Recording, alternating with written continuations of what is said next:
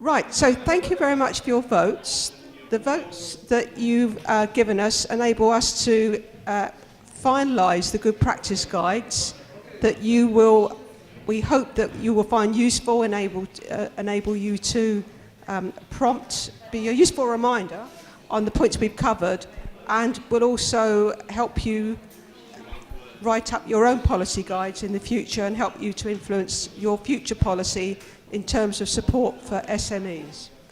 So the first programme we covered today was the ICO framework, which Pablo presented. The key strength that you voted for was that it was a very quick decision-making process with only 15 days taking to make the decision, and that got 13 votes. The barrier that you've identified, the key barrier, was that it provided very uneven opportunities so far as SMEs are concerned, with most of the funding going to benefit larger companies, and there was little focus on micro companies. That got 16 votes. The next programme that we covered today was the Leader Plus programme. The key strength that you've identified for this programme were two.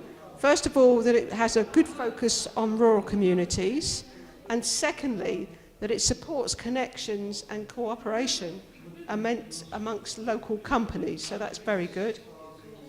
The barrier that you've identified was clearly getting 18 votes, that the bureaucratic and very complicated application process. The next programme we covered was the Beja Global programme from Portugal. The key strength that you've identified, getting 9 votes, was that the revolving part will come back and make it possible to support more companies in the future, so the funds are revolved and circulated. The barrier that you've identified, getting 15 votes, was that it's a long period for decision making, with 2 stages decision making by separate organisations. So that's a key theme through some of these programmes in the last 2 days, the complexity of the decision-making process and the length of the decision-making process. The final programme that we covered today was here in Asturiano, the POM programme, if you like.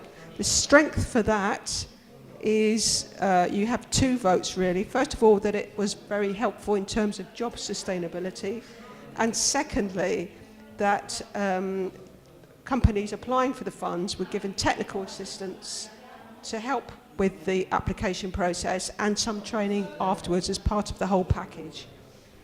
And the barrier to implementation you consider to be the level of support that isn't allowed in many of these EU countries, that the funding is politically dependent, which means that many regions won't be able to implement a programme like this, and that got 24 votes.